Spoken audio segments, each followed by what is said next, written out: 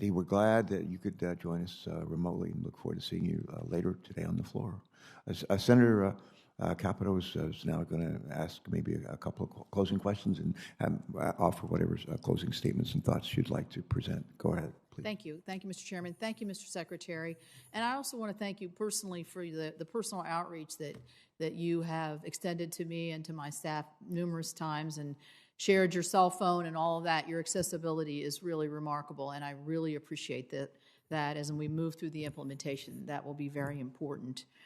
I do want to add to the record, unanimous consent, these are documents that show the questions, letters from different states and other stakeholders and from lawmakers questioning the guidance document. Without objection. Thank you. I'm going to go back to that one more time, and I want to ask you a question. Have you had any conversations with Mr. Landrieu, who is charged by the president to implement the bipartisan infrastructure bill on this topic that we've talked about, the guidance issue? I remember him mentioning that he got some calls about it around the time that it came up, but we haven't talked through the substance of the memo in detail. Well, I would suggest that you have another conversation. I was in a meeting last week with him with numerous lawmakers to where this issue was discussed briskly, I will say.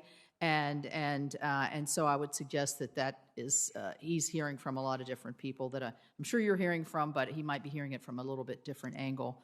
And so on that last topic, I would say in response to the question that Senator Kelly asked, and this was around the mega projects, but I would imagine that this is all guidance.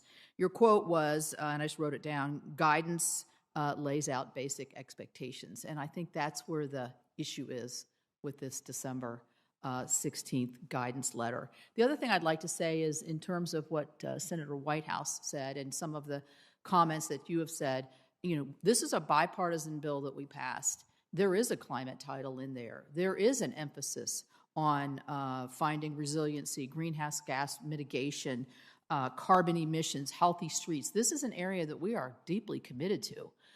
These are grant programs. These are not the formula dollars that go out. So I want to make the distinction, and would you agree, these are two separate programs or pots of money, so to speak. So the discussion that I'm having with you on this guidance doesn't really apply to the climate title parts of the bill. Would you say that's correct? I think most of what we've been discussing in that context was outside federal aid highway programs. Yeah. Right. Yes. Thank you. Thank you. Okay. A question on you put out a combined notice of funding for 3 different programs, the MEGA, the EMFRA, and the Rural Surface Transportation Grant Program, which obviously is one that I'm most interested in, or not most interested in, but very interested in. And my understanding is that this is sort of an unusual approach.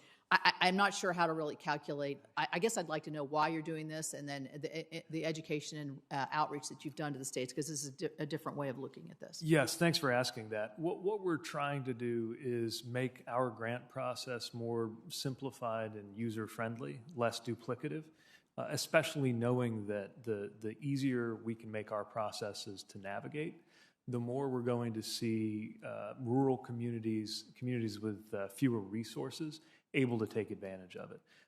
Our staff likens it to a common application for college, so you don't have to put in your zip code 9 different times. Of course, there's information that sometimes is very customized to these specialized programs, but if we can gather it up all at once and only ask you to fill 1 form instead of 3, we think it's one example of reducing the administrative burden associated with what can already be a daunting set of requirements to try to apply for these programs.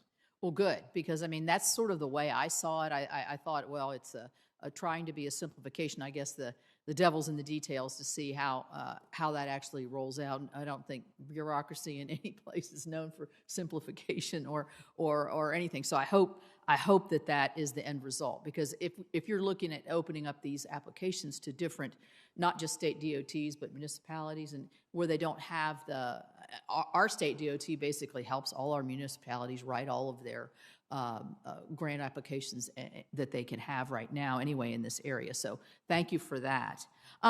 On the EV, just quick question. I might be off base here, not understanding it. So the money goes. You've already put the guidance out, and I think you said $6 billion, and the state's $5 billion, and the state's going to build and maybe get contractors to build the EV stations in public areas, I guess.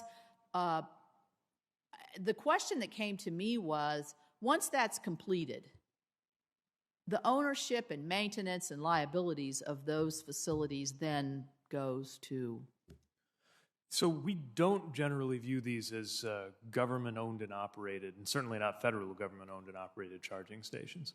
But part of what I hope will come of the flexibility for the states to come in with their plans is different approaches. Notably, the law provides for maintenance to be one eligible use of the funding, and capital to be another. And we certainly won't have all of the answers here in Washington on which is the more efficient way to set up a public-private partnership. In other words, which piece of it being subsidized will prove to be the most efficient. So I think it's a great example of a laboratory of ideas where different states working with different private partners will come up with different models to effectively buy down the difference of the cost in getting those EV chargers up and running so that they can make for that national network. So then you would anticipate that issue of maintenance and liability and other issue would be worked out on the front end rather than, oh, now we have this, who's going to take care of it? Yes, I think that's right. Those are the kinds of things we're working through with the Joint Office right now, and we'd be happy to keep you apprised. Yeah, that's a question that came to me. And then this is kind of a question out of left field, but I'm going to ask it anyway.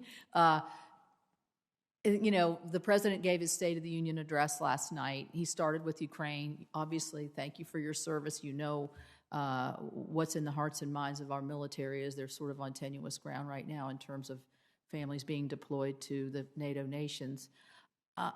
Have you had any conversations, or have any conversations occurred with you and your department as to what role you might play in terms of ratcheting down any involvement we have with Russian-made goods, Russian commerce, Russian contractors? I mean, is this something that's into your realm or not? To some extent, yes. And this was a theme of a conversation I had late yesterday afternoon with my counterpart, the Ukrainian Minister of Infrastructure, as well as their ambassador in Washington. And one of the things we discussed was something that they requested that the president then announced last night, which was the closure of the U.S. airspace to Russian aircraft. There may be other steps that would be appropriate that are within our authorities. Obviously, this situation is fast unfolding, and so we're moving quickly to assess them.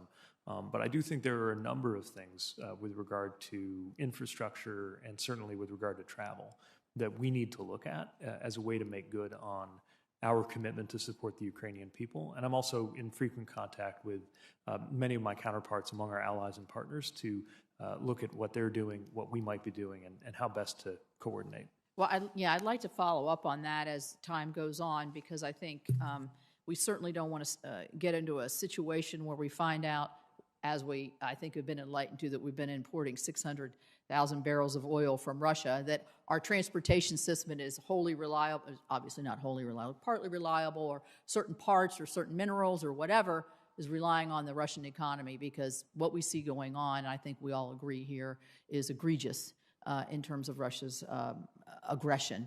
And we want to shut that down as quickly as we can. So thank you so much for that. Thank you.